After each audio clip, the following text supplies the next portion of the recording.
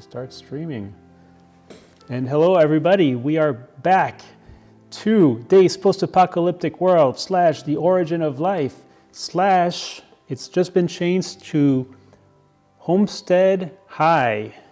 So hi to you, and our little mascot here, Nebula, says oh hello also. She happened to be on my lap right now.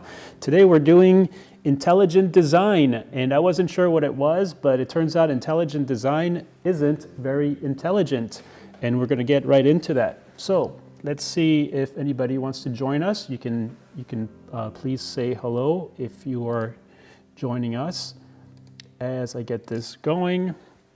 So welcome if you are new to this channel. I do all sorts of things in this abandoned building we're sitting here, and I'll show you some photos of that later. And I've got all sorts of videos on this channel about solar power, about how to survive in the post-apocalypse, how to do some cooking in the post-apocalypse, how to build this dinosaur that you see right here. That was a good cue. Oh, I wonder why it's not lit like it could be. Oh, there it goes. And so I've got like 20 videos that shows exactly how I built that. And she is being a little sweetie. I think she can sense it when we're about to have a live show, and she gets excited because she likes to be part of the show. Hello.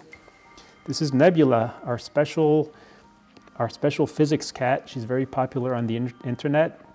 Please like and subscribe if you're into this sort of thing. And the most important thing, actually, that's kind of new, and it relates to tonight's topic on intelligent design, is that I've written a book. It's called The Symphony of Entropy. And, ooh, I've got a special key for that too even. Wow, okay. This way I don't have to do that in post. And she's very excited, Nebula, to show us. Okay. Yep, we're gonna have some fun, people. And so ODC, Optimally Dissipative Configuration, is really the key to all sorts of things like intelligent design, why and how are we here, and it relates to all of our belief systems that usually are pretty much human-centered, and as we know, humans are not the center of the universe, so if we want to find the truth about everything that is, was, and will be, how and why we are here, and are we alone, we kind of need to zoom out the camera and kind of look at it from a point of view where if aliens in a different galaxy were looking for the truth about the universe, would they agree with our belief systems? And they would obviously come to the conclusion that our belief systems are based on humans. So humans make up stories, and then humans follow these stories, and it's a positive feedback that's absolutely necessary in the evolution of these complex structures that we call human beings. However, it isn't the ultimate truth of the universe, and I'll get into some detail as to how and why ODC solves the questions of intelligent design, and we're going to get into it. So welcome if you are new here. Nebula, maybe she doesn't want to move, but we're going to have to move around. You want to go play with some ping pong balls? She is crazy. She is very popular on the internet, but we're gonna have to stand up now, and if you have any questions, I would love to answer them and discuss them if you like. So let's start out and go to our wall. And sorry, Nebula, I'm gonna get up now. Okay. We'll go by the fire in a little bit, okay? So with my special handy dandy tablet that I'm carrying here, you can see that I can monitor the chat, I can control different things that you see here. So this is what we call the atomizer, and we're going to use it today to demonstrate some of our principles of ODC, Optimally Dissipative Configuration, and how it relates to intelligent design and the intelligence of the universe, and how that relates to the intelligence of human beings and our belief systems. And so to illustrate, we have a vibrating table here with many ping pong balls. They're all separated right now, and we've got a couple of shelves with some more ping pong balls here. At some point in today's video, we're going to turn on this mechanism, And it's going to seem like chaos. It's going to seem like it's out of control, it's unpredictable, it's chaotic. But actually, well, it is to us because we can't exactly predict what's going to happen. And 30 seconds later, this is going to look completely different, and it's going to seem chaotic. We might say that some intricate structures will be formed, and we might say that it's lucky or it's unbelievable, but they're actually going to do exactly what they're supposed to do and create very intricate structures that have never been created before or be created again because of chaos theory. But they're still going to follow the laws of physics and do exactly what they're supposed to do. So some of these ping pong balls have magnets on them, and that's going to allow them to configure with other ping pong balls. And what I've added in tonight's video, and you can see here how I can kind of monitor everything that we're doing, including the chat.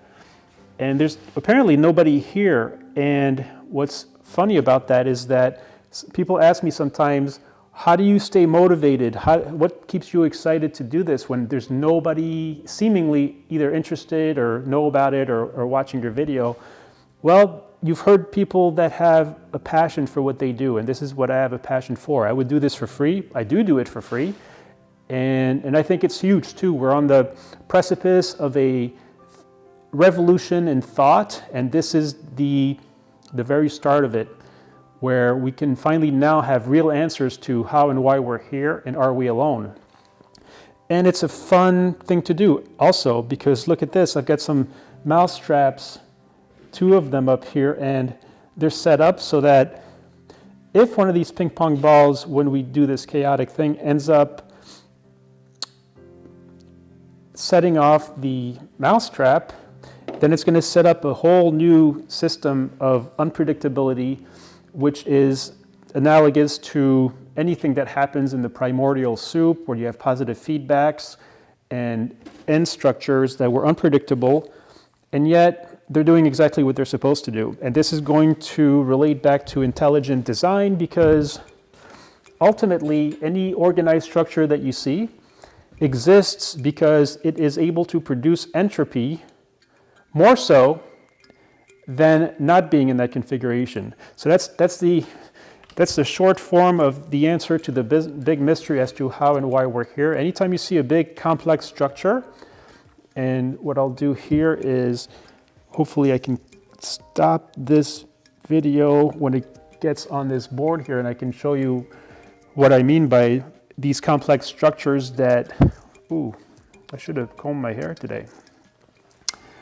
And looks like the camera's not going to go there. Maybe one more. And so the idea is that how do these intricate structures appear if we know that we built all these amazing things that you see, for example, in this studio right here. Humans have built, and it's amazing what we can do. And so the big question is what intelligence created us? And that's where people historically kind of get stuck on, because we can't solve that riddle. And the reason is, and we're going to discover this today, is that we're still kind of centered on ourselves on this planet. And I will illustrate today how our thinking, even though we know that the Earth is not the center of the universe, if you imagine 8 billion little humans on this planet here, our thought life is very much kind of stuck to the Earth. And if we want to bring, like, let's say, a rocket ship out of the atmosphere of this planet, it takes a lot of energy and fuel. Similarly, in our thinking processes, it takes a little bit of digging and a little bit of open-mindedness to realize that we're not that. By finding belief systems that are not human-centered, we can get to the truth of things. So this is the diagram that you'll see on your book, The Symphony of Entropy, available at Amazon. And it's cool because I can press these buttons here and I don't have to add them in the post-production. And so if we go back to our diagram here, this is a general formula for entropy, basically saying that over time the entropy of the greater system always increases.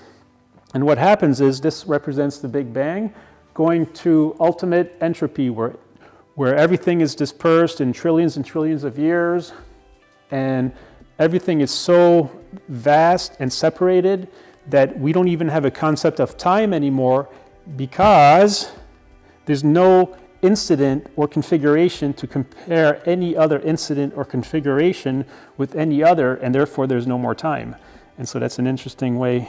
I've got a kitten right here playing with, I wonder if we could see that.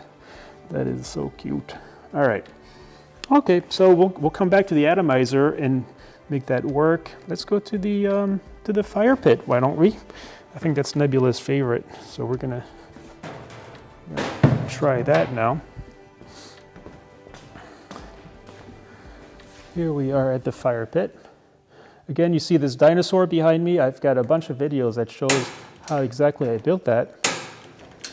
All right, this is gonna be, this might be dangerous here. Oh boy. Phew. Yeah, am I right? Here we are at the fire pit. And so checking the chat, nobody is with us currently. And that's fine. This means I can talk about anything in the world. So I actually looked up intelligent design today just to do some background research. And it turns out it wasn't really what I thought it was. I thought that maybe intelligent design meant that we've got some answers that are intelligent as to how and why we're here. But no, it turns out that the answer to intelligent design is basically when we have that analogy of the fact that humans create these very intricate things, such as airplanes, 747 airliners, that we'll get to in a second on how I ended up solving this riddle through ODC, but that, okay. So because humans build these intricate structures, and we know that we're intelligent beings, that what created us has to be an intelligent being also. So it's kind of short, narrow-sighted. It's very logical, it makes sense, and it's kind of an old way of thinking, but today we're able to zoom out the camera a little bit more and more intricately understand that our being here relates to the entropy of the universe. In other words, the most successful living organisms, the most complex, we call them optimally dissipative configurations. Bam. That's fun. Are the ones that create most entropy. So if you think of the human impact on the planet as it relates to the dissipation of energy, even the heating of the planet, we do that very well. We're not the only organisms that do that, and it's always happened throughout history. But the point is that the way that entropy increases with the optimally dissipative configuration is how these structures get created. It's how they go downhill, if you will, and we'll get that in a second. Let's go to the board. Again, I'm here for you if you have any questions at all. We're going to talk about this gentleman here, Jeremy England. He is a real physicist, and it's because of people like him that we're able to have massive discoveries and changes in paradigm over how and why we're here, because Jeremy England is able to look at the world in a way that's based on physics and laws of physics, which are universal in the universe, and find out how and why we're here because of that. So here on the board, we've got our airplane. This is an airliner. It's made up of millions of parts working intricately together that a human has invented.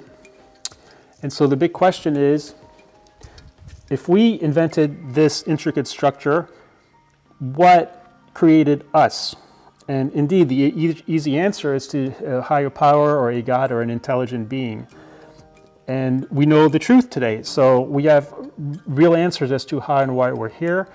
The human serves the universe in the way that it's actually dissipating all the food, all the energy in the earth. Let's say we found all this fuel in the past couple of hundred years. and this fuel dissipates, and as a result of all this richness, we build all these amazing cities that sprout up everywhere. And so these two diagrams here, this is a planet or an Earth that doesn't have life or humans. This is an Earth that does have life or humans.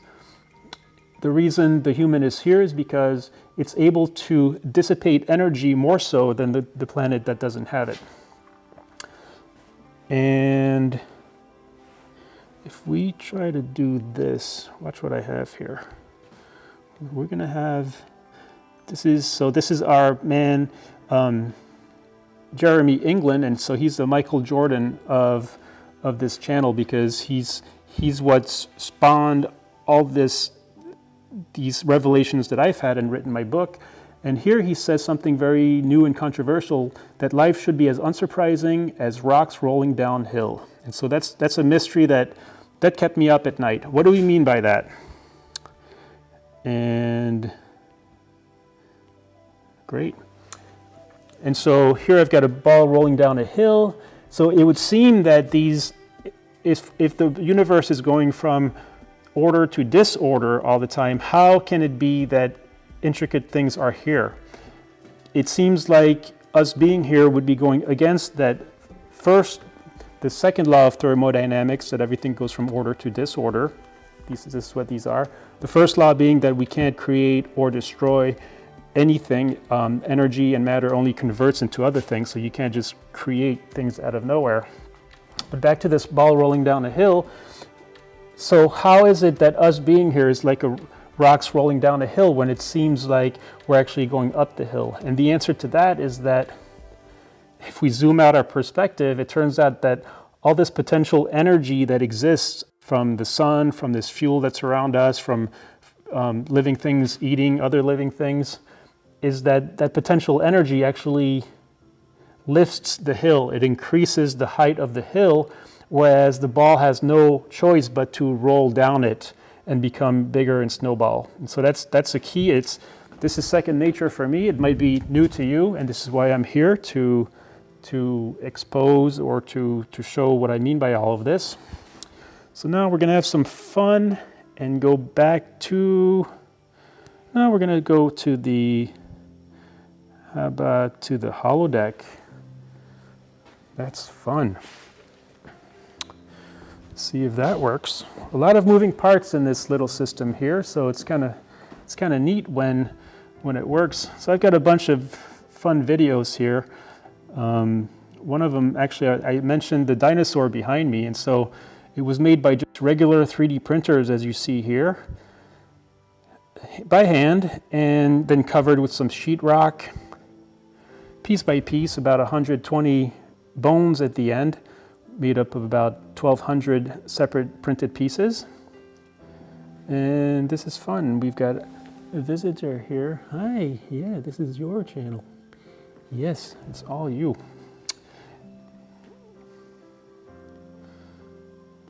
And so this was a lot of fun. Then I actually even made some animatronics with it. I'm going to stop this because I went too far.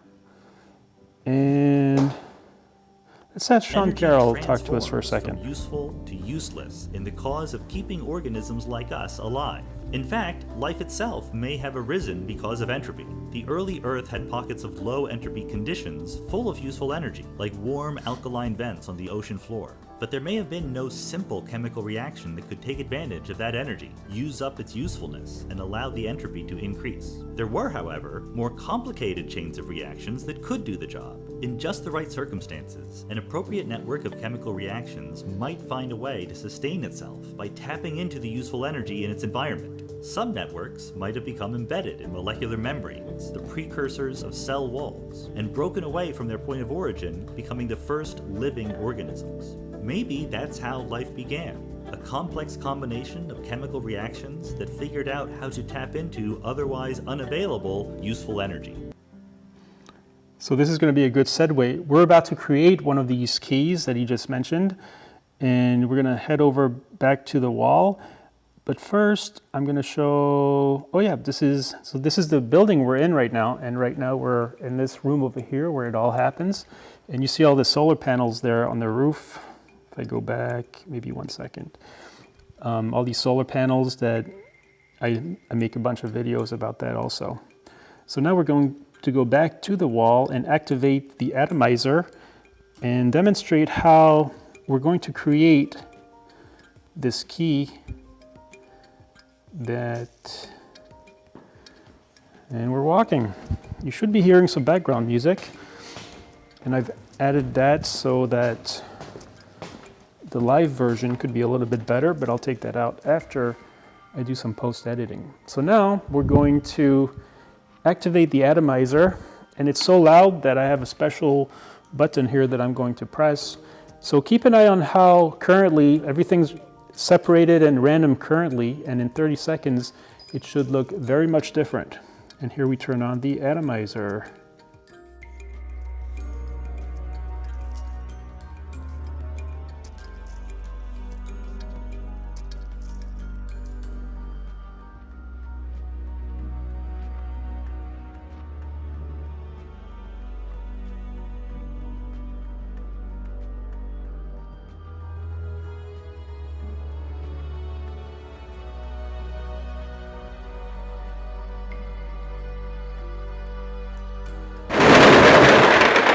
Okay, some balls get out of the way here. And so not only did we find that we have some new structures here that have never been created before, because it's seemingly random, but for example, I'm going to hold this one up here.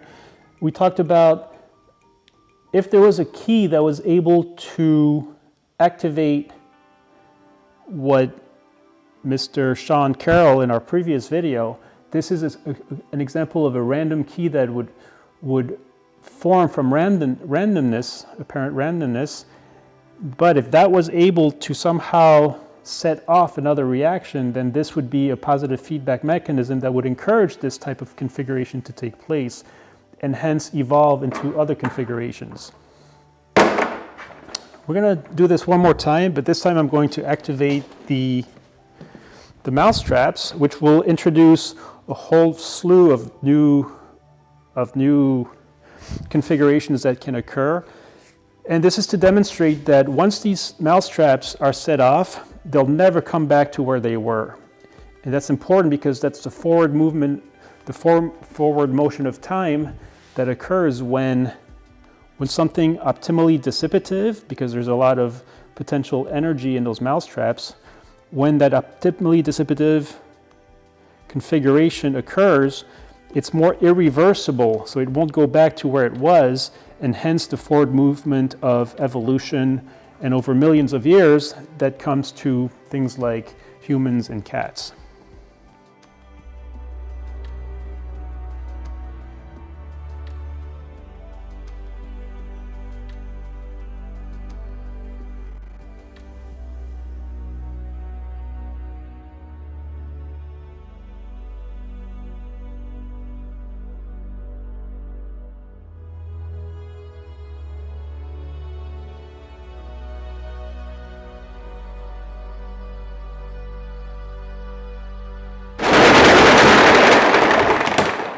Okay, and that was a fun mess. So now we have even more different types of configurations that occurred. And that demonstrates, if you have any questions, let me know, and we'll get to your questions. So, intelligent design, whoa, I shouldn't be moving until I move the camera. And let's go up back to the fire because it's actually pretty cold in here, believe it or not. So this building that you just saw is not actually heated. And so this is nice to warm up at. A couple of more things to maybe have fun looking at. You might have heard something called Luca. So this is our Meet Your Maker. If we go back billions of years, Luca is our longest universal common ancestor, and we can currently trace our origins and the origins of all lives to this particular thing. And so each years we kind of go up in our evolution. I wonder why that's not doing it. So each year we evolve in our thinking and going back in years as far as where we came from, and science always goes towards more factual answers to where we were before. And unfortunately, what happens with belief systems, which are necessary for us to be where we are today, unfortunately, the belief systems usually have to evolve after the science finds out what the truth is behind our stories. And right, that can be controversial. There's a lot of even wars that occur over these types of things. And that's the unfortunate part of making new discoveries, that people might be offended because our human-based beliefs only go so far. And if you have any comments or suggestions about how we could do better with that, please let me know. But now we're going to the mezzanine. I think that might be the cat's favorite. We're gonna walk up here.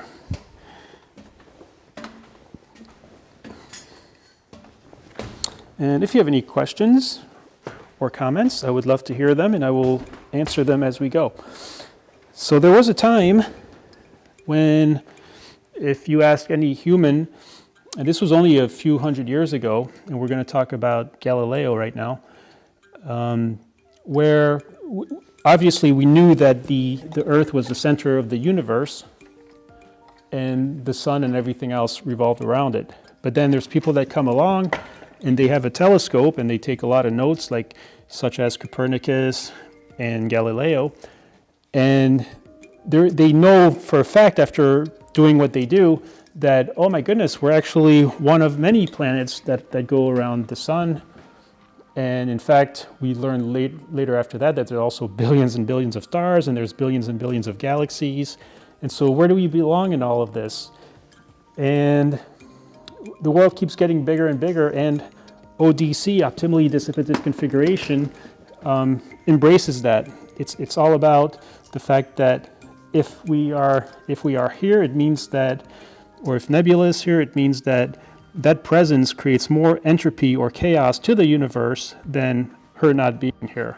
And I think that's her favorite aspect of all of that. So if I press this button here, I can actually talk and make a presentation. So this is our man Galileo. And so what happens is that in his case, what he wrote about and what he discovered was actually admonished by the belief systems. Right now, as I sit here, I'm allowed to speak facts and truths, and people are encouraged to have their own truths and belief systems, but it's not always the case. And so, as a thought experiment, what if we take ourselves back to the time of Galileo, when our belief systems would be sure that we are actually the center of the universe, and somebody comes along with a telescope and shows us, or wants to show us, that actually the world is much bigger? What is our response to this? And so this is a question we can ask ourselves, similar to when a new model of thinking appears, like I'm currently doing. Then what is our attitude to be? Do we embrace new discoveries, or do we get angry? And Nebula, it's just me and her here. Maybe we'll just make some short videos. Hi, Nebula. Oh, look at this. It's a fighter jet. It's your fighter jet. Yeah. What are we gonna do? What are we gonna do? It's your fighter jet. It's your fighter jet. You're out of the shot, kitty. You're out of the shot, kitty. It's the Imperial Force.